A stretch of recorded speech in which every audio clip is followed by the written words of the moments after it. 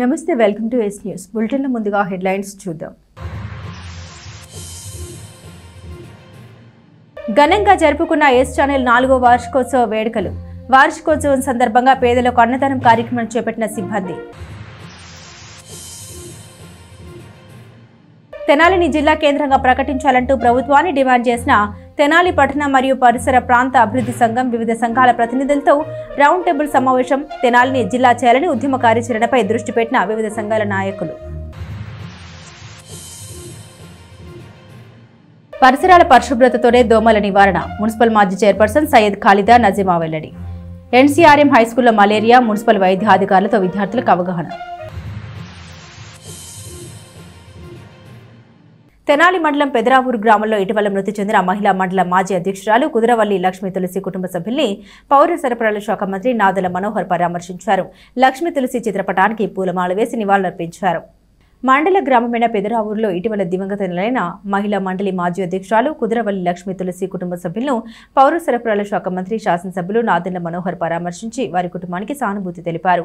లక్ష్మీ తులసికి నివాళులర్పించిన మనోహర్ మహిళా మండలి అధ్యక్షురాలుగా మహిళల అభ్యున్నతి కోసం ఆమె చేసిన కార్యక్రమాలను గుర్తు చేసుకున్నారు. మంత్రితో పాటు కారుమంచి శ్రీనివాస్, గాదే వెంకటేశ్వర్లు, హరిదాస్, గౌరీశంకర్, రవి భగద్దత్, గుమ్మడి రవీంద్ర, నన్నపనేని బసవయ్య తదితరులు ఉన్నారు.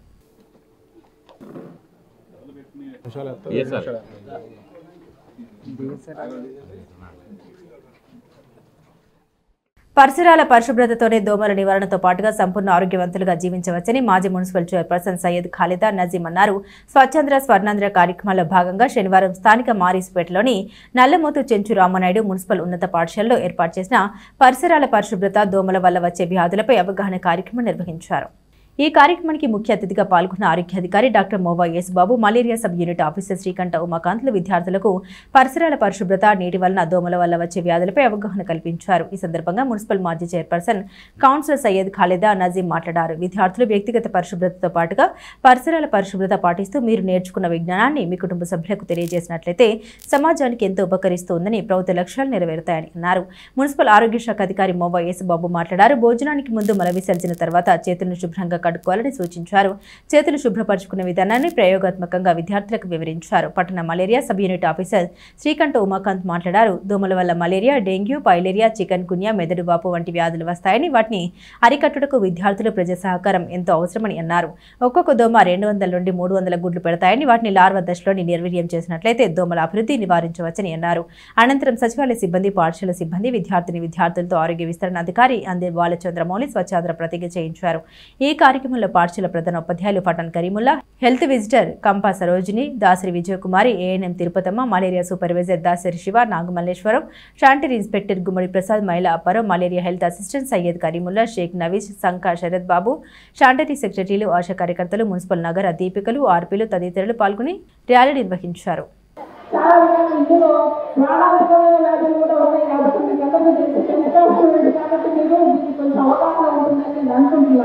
ఏదైతే మీరు స్కూల్లో చదువుకోవడం కానీ, పేపర్లలో చూసుకోవడం కానీ, న్యూస్లు చూడటం కానీ అన్ని చేస్తుంటారు. కాబట్టి మనం జాగ్రత్తగా ఉండండి.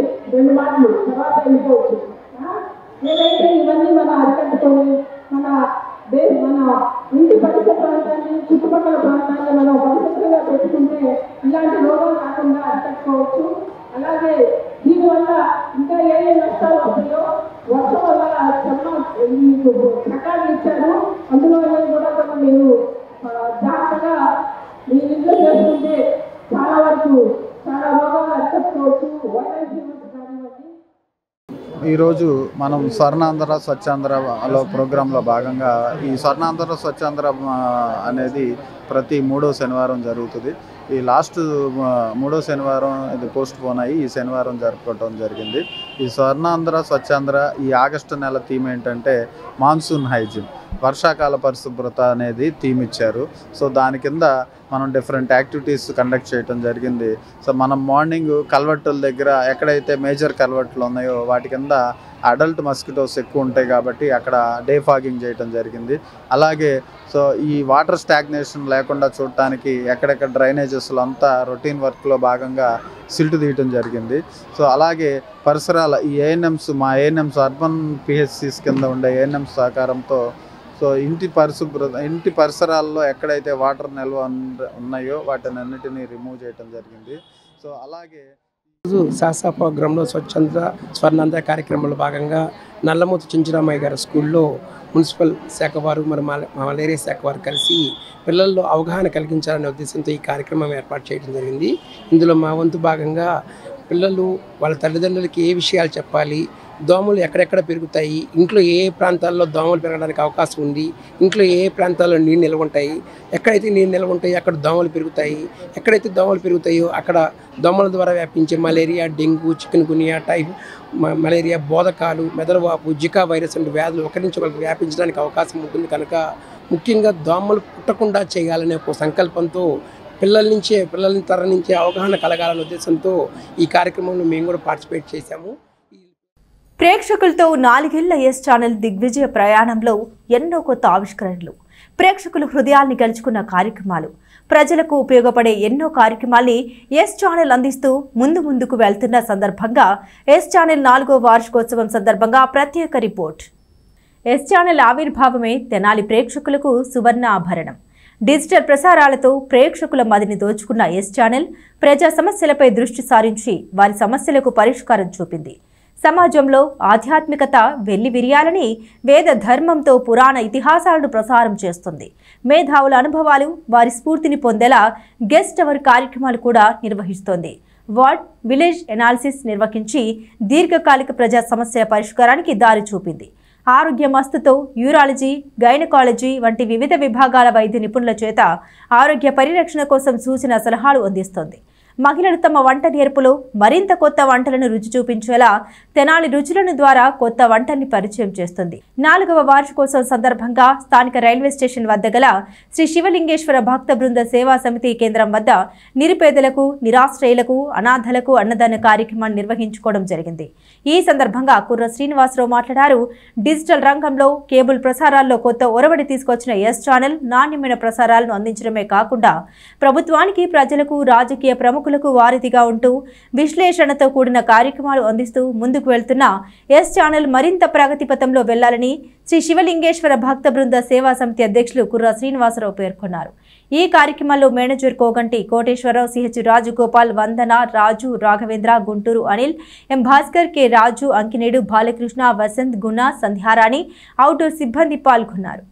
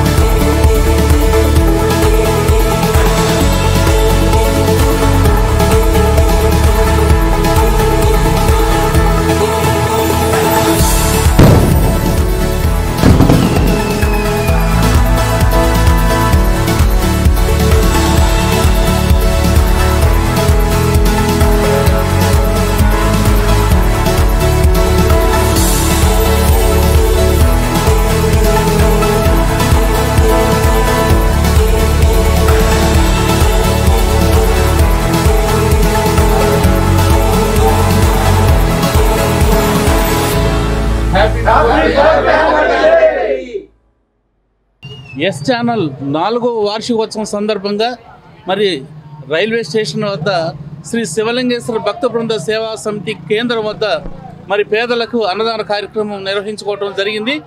మరి ఎస్ ఛానల్ ప్రతి వార్షికోత్సవం నాడు కూడా పేదలకు సేవా కార్యక్రమాలు చేపడుతూనే ఉంది.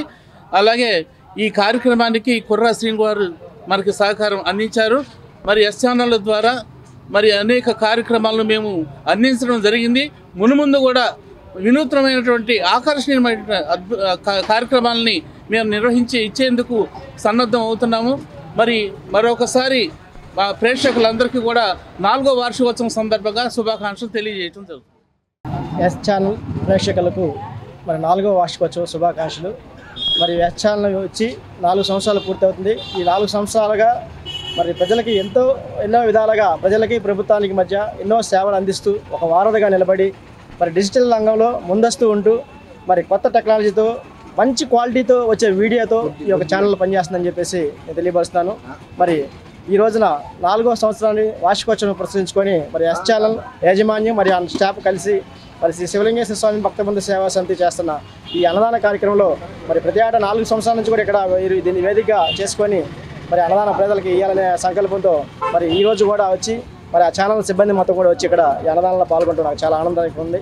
అలాగే వీళ్ళ వ్యాపారం దినదిన అభివృద్ధి చెంది ఇంకా క్వాలిటీ అయిన న్యూస్ మరి ప్రజలకి కావాల్సిన వసతులు కానీ ప్రజలకి రావాల్సిన ఏదైనా కానీ ప్రభుత్వాల దగ్గర నుంచి ముందుండి పోరాడి ఈ ఛానల్ చేస్తుందని చెప్పేసి నేను నమ్ముతున్నాను.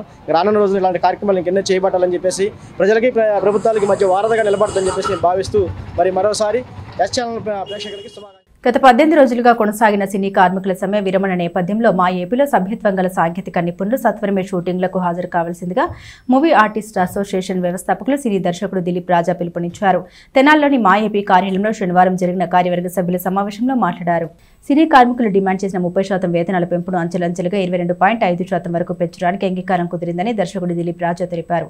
ఇకపై 2000 రూపాయల లోపు వేతనం తీసుకునే 13 విభాగాల కార్మికులకు మొదటి సంవత్సరం 15%, రెండో సంవత్సరం 2.5%, మూడో సంవత్సరం 5% వేతనాలు చెల్లిస్తారని ఆయన వివరణ ఇచ్చారు. 2000 నుండి 5000 రూపాయల లోపు వేతనాలు తీసుకుంటున్న సినీ కార్మికులకు తొలి ఏడాది 7.5%, రెండో ఏడాది 5%, మూడో ఏడాది 5% చెల్లించేలా తెలంగాణ కార్మిక శాఖ ద్వారా అంగీకారం కుదిరిందని దిలీప్ రాజా పేర్కొన్నారు. రోజుకు 5000 దినసరి వేతనం మించిన కార్మికులకు ఎలాంటి పెంపు లేదన్నారు. అయితే ఉదయం 9 నుండి రాత్రి 9 వరకు షూటింగ్ జరగడానికి అంగీకరించడం శుభ పరిణామమన్నారు.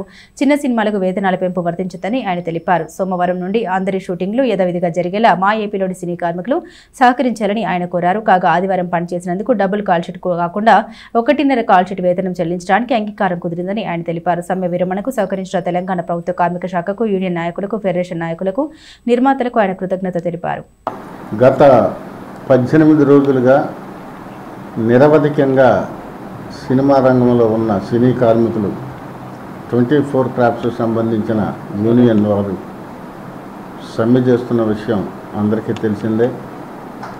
ఈ సమ్మెని పరిష్కరించాలని అటు చిరంజీవి గారు, తెలంగాణ ఎఫ్డీసీ చైర్మన్ దిల్రాజు గారు, అలాగే ఫెడరేషన్ నాయకులు, యూనియన్ నాయకులు దశల వారీగా చర్చలు జరిపి మొత్తానికి యూనియన్ ఏదైతే డిమాండ్ చేస్తుందో ఆ డిమాండ్ మీద కొంతమేరకు పరిష్కారం వచ్చింది. వేతనాలు రోజుకి 30% పెంచమని వాళ్ళ డిమాండ్. 30% అంటే ఒక 2000 తీసుకునే వాళ్ళకి 2600 అవుతుంది. 30%. సో దీని వీళ్ళు ఏమన్నారంటే 30% కాదు, దశల వారీగా ఇస్తాం. మొట్టమొదటి సంవత్సరం 2000 లోపు వేతనం తీసుకునే వాళ్ళకి, అంటే లైట్ బాయ్స్, ఆ సెట్ బాయ్స్, సెట్ ఆటోళ్ళు అందరూ, వీళ్ళందరికీ 2000 లోపు తీసుకునే వాళ్ళకి మొట్టమొదటి సంవత్సరం 15% పెంచడానికి అంగీకరించారు. తర్వాత రెండో సంవత్సరం 2.5% పెంచడానికి అంగీకరించారు. అంటే 15 + 2.5 ఎంత, 17.5. మూడో సంవత్సరం 5% పెంచడానికి అంగీకరించారు. అప్పుడు మొత్తం 22.5% పెంచడానికి 3 సంవత్సరాలు దశల వారీగా అంగీకరించారు.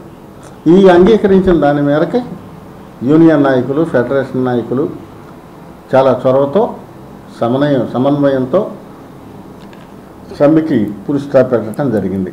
ఇందులో ప్రధాన హస్తం తెలంగాణ ప్రభుత్వానిది. తెలంగాణ ముఖ్యమంత్రి రేవంత్ రెడ్డి గారి స్పెషల్ ఇంట్రెస్ట్తో దిల్రాజు గారు, అలాగే కార్మిక శాఖ అడిషనల్ కమిషనర్ గంగాధర్ గారు, ఫెడరేషన్ నాయకులు, యూనియన్ నాయకులు అందరూ చర్చలు జరిపి మూకంగా ఒక నిర్ణయం తీసుకుని 22.5% పెంచడానికి అంగీకారం కుదిరిన నేపథ్యంలో సమ్మె విరమణ అయ్యింది. అయితే ఈ మా ఏపీలో మా యూనియన్లో లైట్ బాయ్స్ కానీ సెట్ బాయ్స్ కానీ వర్కర్స్ చాలామంది మేకప్ వాళ్ళు కానీ దాదాపు 100 మందిలో ఉన్నారు. వీళ్ళందరికీ మా ఏపీ తరఫున మనం చేసేది ఏంటంటే సమ్మె ముగిసింది కాబట్టి మీరు హైదరాబాద్లో ఉన్నా చెన్నైలో ఉన్నా ఎక్కడున్నా కూడా మీరు రేపు సోమవారం నుంచి మీ విధులకు మీరు హాజరు కండి.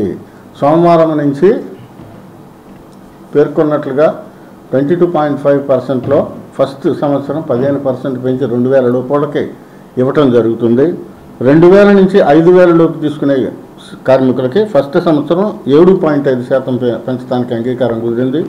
అలాగే రెండో సంవత్సరం 5%, మూడో సంవత్సరం కూడా 5%.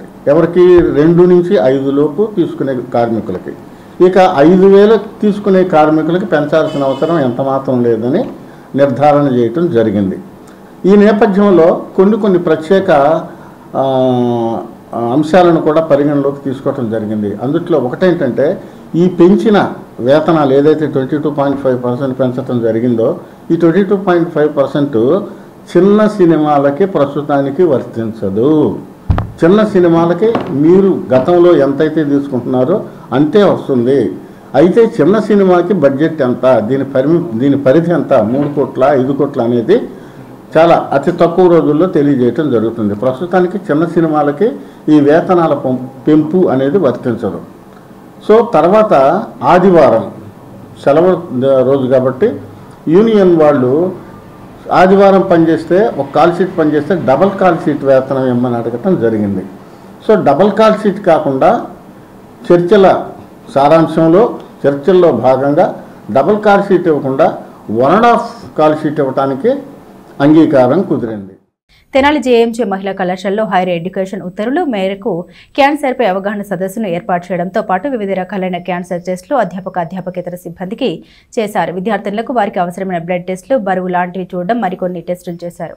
స్థానిక జేఎంజే మహిళా కళాశాలలో హైయర్ ఎడ్యుకేషన్ వారి ఉత్తర్వుల మేరకు క్యాన్సర్లపై అవగాహన సదస్సు ఏర్పాటు చేశారు. కళాశాల అధ్యాపకేతర సిబ్బంది అలాగే విద్యార్థులకే కాక చుట్టుపక్కల గ్రామాల నుండి వచ్చిన వారికి కూడా ఈ టెస్టులు చేయడం జరిగింది. Basavataraka Indo American cancer hospital వైద్యులు దీనిపై అవగాహన కలిగించారు. కళాశాల ప్రిన్సిపల్ డాక్టర్ సిస్టర్ శాంత, వైస్ ప్రిన్సిపల్ డాక్టర్ సిస్టర్ రోజలిన్ మరియు అధ్యాపకేతర సిబ్బంది, ఎన్ఎస్ఎస్, ఎన్సీసీ విద్యార్థులు పాల్గొన్నారు.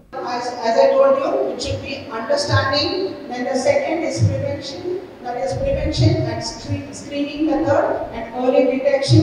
Third is the diagnosis and treatment. And the fourth is how to improve the quality of life. Now coming to the understanding first point, what is cancer?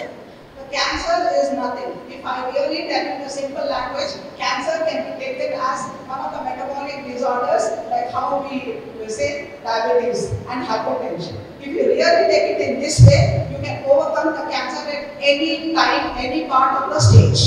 So cancer is just an abnormal overgrowth of the normal cells which are already present in our body. It is abnormal growth and then there is no stoppage.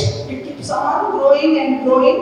All depends on the underlying factors which I am going to tell you why this cancer abnormal cells grow in our body. Because there are so many changes, so many risk factors which should be taken into account. Now, the best part of preventive is, most of the time I am seeing all younger girls here. There are so many. Before I talk about the prevention, I should talk about the risk factors. The risk factors, first coming to the risk factors, is the family history of cancer at an early stage. Cancer prevailing in the family, cancer coming from generations to generations, cancer prevailing from grandma to mother, mother to daddy, daddy to daughters, and it keeps on going. So the cancer which is running in the family, there are certain cancers. Not all cancers are hereditary. Tenali railway station సమీపంలో గల శ్రీ శివలింగేశ్వర భక్త బృంద సేవా సమితి కేంద్రం వద్ద కొండవీటి దార్షిత్ మొదటి జన్మదినం సందర్భంగా అన్నదాన కార్యక్రమం నిర్వహించారు. ఈ కార్యక్రమంలో వారి కుటుంబ సభ్యులు పాల్గొన్నారు. తెనాలికి చెందిన కొండవీటి డైమండ్ బాబు, లత దంపతుల కుమారుడు దార్షిత్ ప్రథమ పుట్టినరోజు సందర్భంగా శ్రీ శివలింగేశ్వర భక్త బృంద సేవా సమితి కేంద్రం వద్ద పేదలకు అన్నదాన కార్యక్రమం నిర్వహించారు. సేవా సమితి అధ్యక్షులు కుర్ర శ్రీనివాసరావు పర్యవేక్షణలో జరిగిన ఈ కార్యక్రమంలో అచ్యుతరామయ్య, బాలాజీ, బాబు కుటుంబ సభ్యులు పాల్గొన్నారు.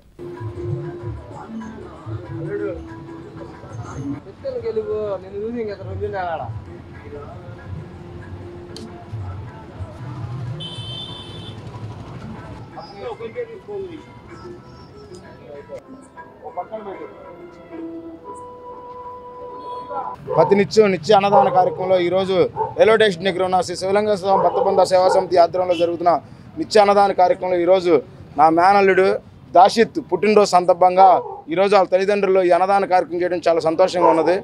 అయ్యో ఆ పిల్లవాడికి భగవంతుడు దీర్ఘాయుష్వంతులు ఇవ్వాలని నిన్ను నూరేళ్ళు ఆ పిల్లవాడిని దీవించాలని మనసారా కోరుకుంటున్నాం. అలాగే ప్రతిరోజు అందరికీ నమస్కారం అండి. ఈరోజు మా కొడుకు కొండవీటి దాషిత్ పుట్టినరోజు సందర్భంగా శ్రీ శివలింగేశ్వర స్వామి భక్తబృందం ఆధ్వర్యంలో అందరికీ అన్నదానం చేయడం జరిగింది. ఇందుకు సంబంధించి సహకరించిన కమిటీ వారందరికీ ధన్యవాదాలు తెలుపుతున్నాను. తెనాలిని జిల్లా చేయాలని కోరుతూ తెనాలి పట్టణ మరియు పరిసర ప్రాంత అభివృద్ధి సంఘం ఆధ్వర్యంలో రౌండ్ టేబుల్ సమావేశం నిర్వహించింది. ఈ సమావేశంలో వివిధ సంఘాల ప్రతినిధులు పాల్గొన్నారు. తెనాలి జిల్లా కేంద్రంగా ప్రకటించడానికి కావలసిన అన్ని వసతులు తెనాలిలో ఉన్నాయని తెనాలి పట్టణ మరియు పరిసర ప్రాంత అభివృద్ధి సంఘం నిర్వహించిన రౌండ్ టేబుల్ సమావేశంలో వివిధ సంఘాల ప్రతినిధులు తమ అభిప్రాయాన్ని వ్యక్తం చేశారు.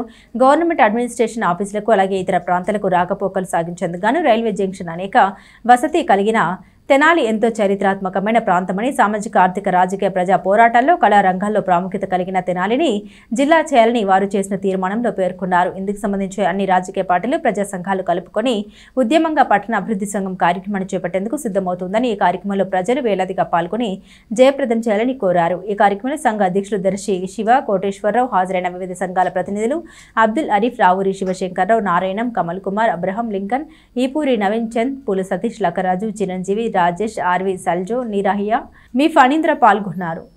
పురాతనమైన చరిత్ర ఉంది, కానీ తెనాలి అనుకున్నంత అభివృద్ధి జరగట్లేదు. గత 40 ఏళ్ల నుంచి తెనాల్లో ఒక కొత్త ఆఫీస్ కానీ, కొత్త పరిశ్రమ కానీ, కొత్త ఏ విషయం కూడా ఇక్కడ రాలేదు.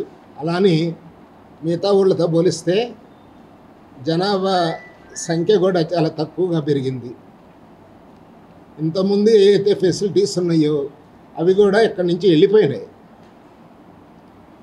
మన లోకల్లో ఉన్న రాజకీయ నాయకులు కానీ, ప్రజలు కానీ దాని గురించి పెద్దగా స్పందించలేదు. జిల్లా సంబంధించినవి కానీ, స్టేట్కి సంబంధించినవి కానీ ఇక్కడి నుంచి వెళ్ళిపోతున్నప్పటికి కూడా ఏమీ స్పందన లేదు. కానీ తెనాలిని కనుక జిల్లా చేస్తే జిల్లాకు అవసరమైన ఫెసిలిటీస్ అన్నీ తెనాలిలో ఉన్నాయి. ఇక్కడికి మంచి నీరు ఉంది. మరి తెనాలి ప్రాంతం నుంచి ఎమ్మెల్యే గారు ఉన్నారు, ఎమ్మెల్సీ గారు ఉన్నారు, అలాగే మరి తెనాలి పట్టణ పరిసర ప్రాంతానికి సంబంధించినటువంటి ఎంపీ గారు ఉన్నారు.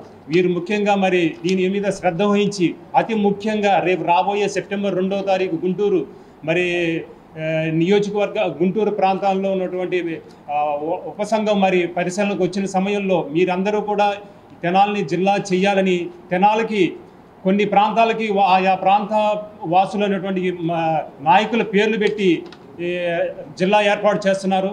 అలాగే తెనాలికి రామకృష్ణ కవి అని పేరుంది, కానీ ఎటువంటి ఉపయోగం లేదు. తెనాలి రామకృష్ణ జిల్లాగా ఏర్పాటు చేయాలని మా తెనాలి పట్టణాభివృద్ధి సంఘం కోరుతుంది. ఎప్పటి నుంచో సబ్ కలెక్టర్ ఆఫీస్ ఉన్న బ్రిటిష్ కాలం నాటే సబ్ కలెక్టర్ ఆఫీస్ ఉన్నటువంటి ప్రాంతం ఇది. స్పెషల్ గ్రేడ్ మున్సిపాలిటీ, అన్ని వసతులు అందుబాటులో ఉన్నాయండి. రైల్వే జంక్షన్ ఉంది, ఎయిర్పోర్ట్ దగ్గర అన్ని వసతులు ఉన్నా సరే ఎటువంటి నిబంధనలు పాటించకుండా బాపట్ల జిల్లా చేసి తెనాలి వచ్చినంత ఏంటంటే కట్ చేశారు. అక్కడక్కడ ఏరియా మొత్తం కట్ చేశారు. దీనివల్ల తెనాలిపై చాలా తీవ్రమైన అన్యాయం జరిగిందండి. ఇప్పటికైనా సరే పునర్విభజన చేసి వేమూరు మండలాన్ని. నంద్యాలలో డీఎఫ్ఓపై అధికార పార్టీ ఎమ్మెల్యే బుడ్డా రాజశేఖర రెడ్డి చేసిన దాడిని ఖండిస్తూ గుంటూరు జిల్లా కాంగ్రెస్ పార్టీ ఎస్సీసీల అధ్యక్షుడు ధారా రామకృష్ణ ఆధ్వర్యంలో నిరసన తెలిపారు. ఎస్సీ ఎస్టీలపై దౌర్జన్యాలు జరుగుతున్నా ప్రభుత్వం పట్టించుకోవడం లేదని ఆయన ఆరోపించారు. అధికార పార్టీ ప్రభుత్వ ఎమ్మెల్యే బుడ్డా రాజశేఖర రెడ్డి నంద్యాలలో డీఎఫ్ఓపై దౌర్జన్యం చేయడమే కాక 2 గంటల పాటు జీపులో తిప్పుతూ హింసించారని, ఇది ప్రభుత్వానికి కనిపించలేదా అంటూ కాంగ్రెస్ పార్టీ జిల్లా ఎస్సీఎస్టీల అధ్యక్షుడు ధారా రామకృష్ణ మండిపడ్డారు. ముత్యంశెట్టి వారి పాలెంలో డాక్టర్ బిఆర్ అంబేద్కర్ వద్ద ఆయన నిరసన తెలుపుతూ డీఎఫ్ఓకి న్యాయం జరిగేలా తాము పోరాటం చేస్తామంటూ ప్రకటించారు. ప్రభుత్వం ఇప్పటికైనా వివక్షతను వీడనాడాలని, డీఎఫ్ఓకి న్యాయం చేయాలని ధారా రామకృష్ణ డిమాండ్ చేశారు. ఆయనతో పాటు శ్యామ్, ప్రవీణ్, గోపి, కోటి, తిరుమలరావు, షాలేము తదితరులు ఉన్నారు. ఈరోజు నంద్యాలలో డిఎఫ్ఓని ఒక అధికార పార్టీ ఎమ్మెల్యే కొడితే ఆ డిఎఫ్ఓని కొట్టి 2 గంటల సేపు జీబులో తిప్పుకుంటా తిరిగితే అది ఈ ప్రభుత్వానికి కనపడలేదు, ఈ రాష్ట్రాన్ని పాలిస్తున్నటువంటి హోంమంత్రి గారికి కనపడలేదు. అదే ఒక దళితులపై జరిగితే హోంమంత్రి గారు వెంటనే వస్తారు, వాళ్ళు క్రిమినల్స్ కాబట్టి పోలీసులు చేసిన చర్య కరెక్ట్ అంటారు. ఓకే, ఆ రోజు కూడా మేము సమర్థించాం. వాళ్ళు క్రిమినల్స్ అయితే ఈరోజు అధికార పార్టీలో ఉన్నటువంటి బుడ్డా రాజశేఖర రెడ్డి అధికార పార్టీ ఎమ్మెల్యే, అతనేంటి డ్యూటీ చేస్తున్నటువంటి డిఎఫ్ఓ మీద చేయి చేసుకున్నటువంటి ఆ ఎమ్మెల్యే మీద ఏం చర్య తీసుకున్నారు? అతని మీద కేసు కట్టారా? మరి అతను అధికార పార్టీ నుంచి సస్పెండ్ చేశారా? ఎమ్మెల్యే పదవిని బర్తరఫ్ చేశారా? పేదలకు ఒక న్యాయం, అధికారంలో ఉన్న వాళ్ళకు ఒక న్యాయంగా ఉంటే ఇది ప్రభుత్వం వివక్షతగా గురవుతుందని చెప్పని మేము దీన్ని ఖండిస్తున్నాం. ఎందుకంటే ప్రభుత్వం ప్రజలకి భరోసా కల్పించాల్సిన బాధ్యత ప్రభుత్వం మీద ఉంది. మిమ్మల్ని నమ్మి ఓట్లేసి అధికారం ఇస్తే ప్రజలకు మేలు చేసే విధంగా కార్యక్రమాలు ఉండాలి. తెనాలి నాజర్పేటలోని D Indira municipal elementary school నందు పూజ్యశ్రీ కిషోర్ గురుజీ ఆధ్వర్యంలో వారం రోజుల యోగా శిక్షణతో పాటుగా శనివారం మధ్యాహ్నం 2 గంటల నుండి 4 గంటల వరకు దంత సమస్యల నివారణకు ఉచిత దంత వైద్య శిబిరం నిర్వహించారు. వైద్య శిబిరంలో వైద్య పరీక్షలు చేయించిన వారికి ఉచితంగా మందులు పంపిణీ చేశారు. Pravyas dental clinic doctor Chandu Siva, doctor నళినిలచే విద్యార్థులకు ఉచిత వైద్య పరీక్షలు నిర్వహించి ఉచితంగా మందులు అందించారు. మురళీకృష్ణ మెడికల్స్ వారి వితరణతో మందులు అందించారు. రాణి వితరణతో పిల్లలకు అల్పాహారం, పెన్నులు, పెన్సిల్స్, యోగా పుస్తకాలు అందించారు. ఈ వైద్య శిబిరంలో ఇస్మాయిల్, భూలక్ష్మి, ముంతలక్ష్మి, గౌరీ, శేషగిరి, సాయి, పిచ్చిబాబు, విద్యాకుమారి, పలువురు యోగా సాధకులు పాల్గొని సేవలు అందించారు.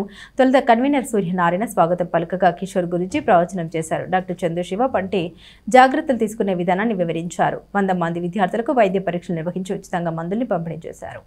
శ్రీ ఆంజనేయం ధ్యానయోగ మండలి 88వ చిన్నపిల్లల ఉచిత యోగ శిక్షణ కార్యక్రమాన్ని గత వారం రోజులుగా పుట్టా రాఘవయ్య గారి మిల్లు పక్కన ఉన్నటువంటి Doddapaneni Indira municipal elementary school నందు నిర్వహిస్తున్నాము.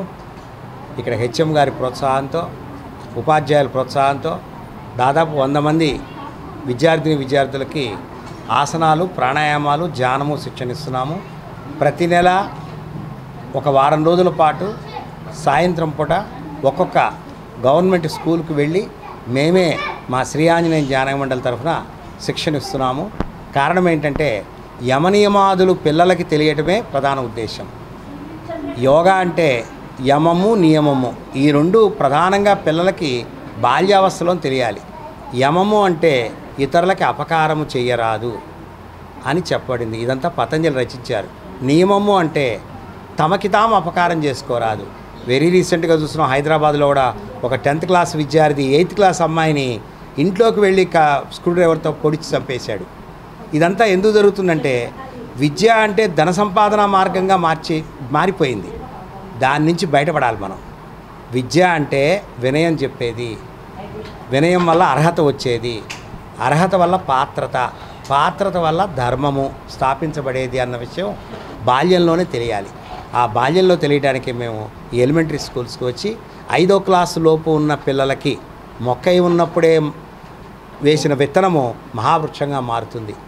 పిల్లల తల్లిదండ్రులకు నమస్కారం చేయించడము, చాలా ఎన్నో విషయాలు, ప్రతిరోజు వ్యాయామం చేయటము, ఇవన్నీ నేర్పిస్తున్నాము.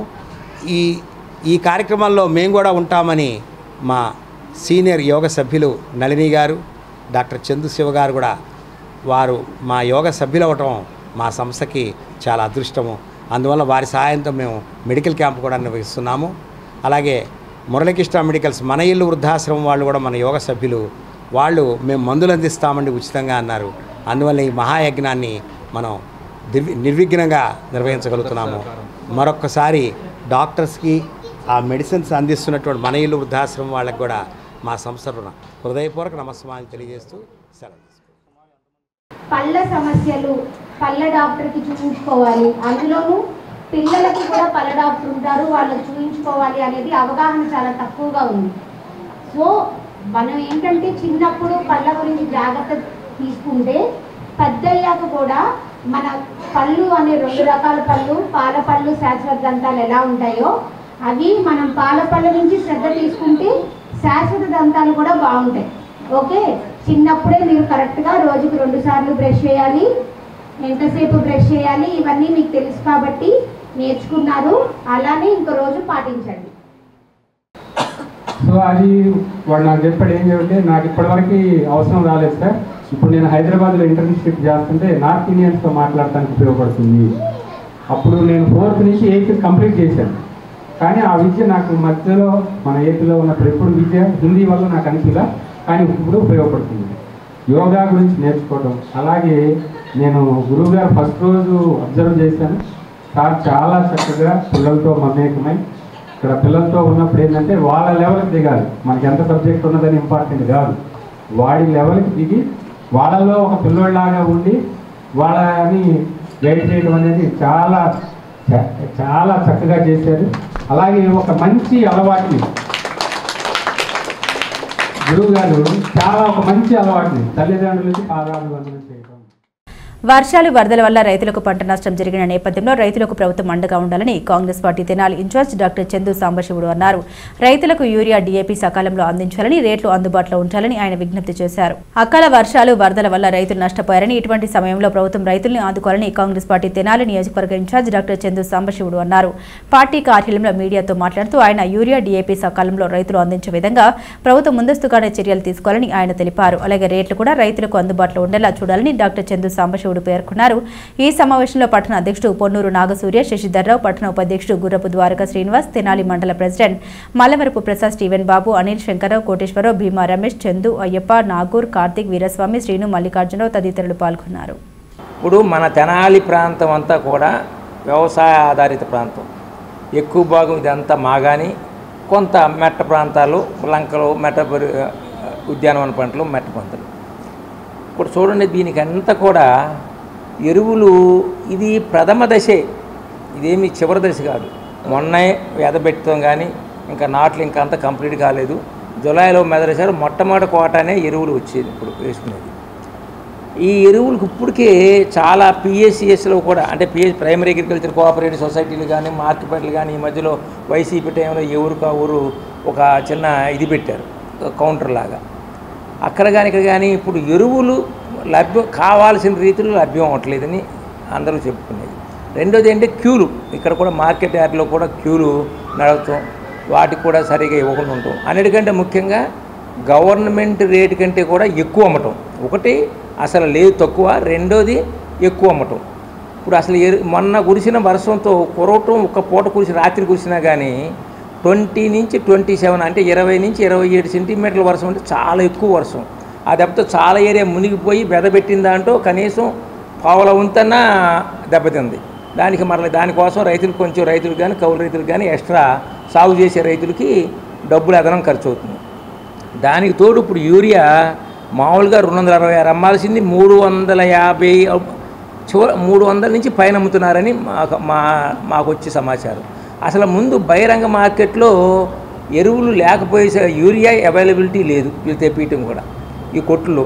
ఎప్పుడైతే సమృద్ధిగా ఉంటుందో అప్పుడు అందరూ సరైన రేటుకి అమ్ముతారు, అది యూరియా కొరత. రెండోది ఇప్పుడు వేసేదంతా పంటలో వరికి యూరియాను డిఏపి వేస్తారు, కాంప్లెక్స్ల తర్వాత వేస్తారు, పొటాష్ కూడా పంటకు వచ్చినప్పుడు వేస్తాం. ఈ డిఏపి కూడా మామూలుగా 1350 అమ్మాల్సింది ఇప్పుడు 1400, 1450 అమ్ముతున్నారు. ఇప్పుడు అంటే ఒక ఎకరానికి 3 కట్టల దాకా వేస్తారు. ఇప్పుడు దీనికి వస్తేలకి ఇంత రేటు పెడితే ఒక్కొక్క ఎకరానికి దగ్గరగా 300 రూపాయలు ఎక్స్ట్రా పెట్టుబడి పెట్టాల్సి వస్తుంది.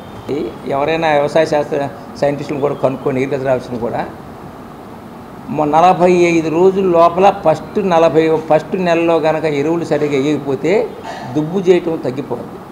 దుబ్బు చేయటం తగ్గిపోతే దిగుబడి తగ్గిపోతుంది. ఇప్పుడు ఈ 3 నెలలు ముఖ్యంగా, అంటే ఈ 3 నెలలే ఆగస్టు, సెప్టెంబరు, అక్టోబరు, ఈ తర్వాత అసలు ఈ 3 నెలల్లో 3 కోటాలు వేస్తారు.